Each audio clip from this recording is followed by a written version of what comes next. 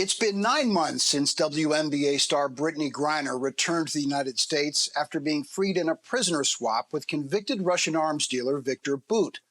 Bout was arrested in 2008 by undercover agents from the U.S. Drug Enforcement Administration after they said he pledged to sell millions of dollars worth of weapons that would have been used to shoot down American military aircraft.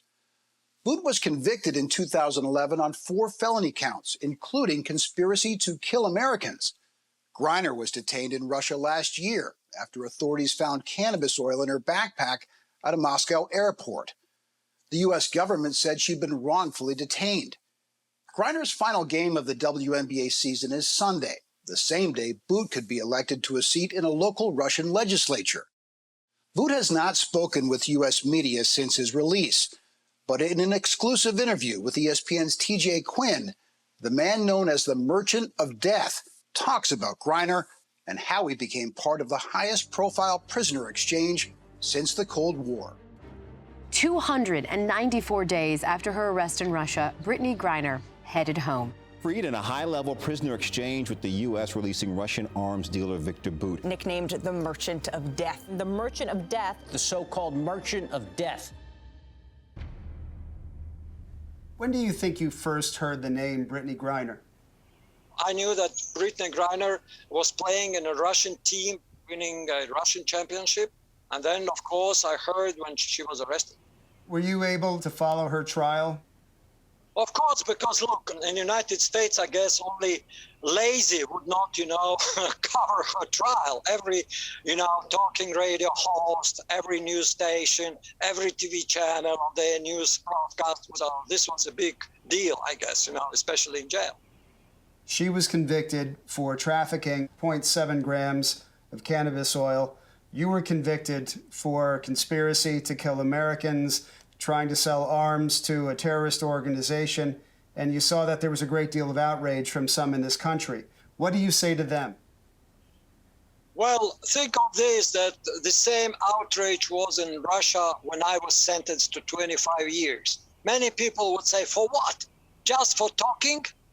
Are you serious? Bout maintains his innocence and says he never intended to sell the weapons. But when the undercover agents told him that the weapons would be used against U.S. pilots, Bout responded, "We have the same enemy."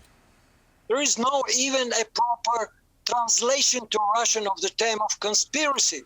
We don't have such even a legal term. So this is the same kind of outrage in Russia about my case and about many other cases. How did you identify with her and what she might be going through at the time? Of course, I feel, bad or sorry for any person who's going to be used as a pawn, despite whether they committed something or not. Publicity is a multiplying factor, which can really kill you if you are not strong enough to handle it. You feel that once she was arrested, she became a pawn? I don't think we were even able to know all the facts, but definitely that the normal person has to pay a price because politicians from the both sides trying to play chess on this big chessboard, which they call geopolitics. And I feel really sorry when this wheel of destiny or go through somebody else's lives, ruining it, because I have my own experience. When did you first hear that you might be involved in some sort of deal? Look, the first thing I heard is exactly what CNN or other channels would, push the story. And then, of course, your channel, ESPN, was very big, almost, daily talking about, Brittney Griner and possible exchange with me. When did you finally hear it's happening, you're going home? Well, when the guards came, at 4 o'clock in the morning with the boxes, knocked my grill at my cell to say, hey, wake up and pack up. You're leaving. Then I realized, yes, I'm going home. So when the plane landed in Abu Dhabi, what happened from the time it touched down until you were able to leave? So they put the 2 planes together and then, gave a short instruction, went out, and here you are. Somebody showed up from Russian side, saying, hi, everything is fine. I said, yes. So he identified me, and then a couple minutes afterwards, the exchange literally happened.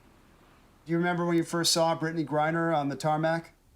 Immediately, I was a little shocked of seeing her without, her signature, braids. She was way taller than me, and, I just shook the hands, and I said, I wish you good luck. And we both went to our, planes.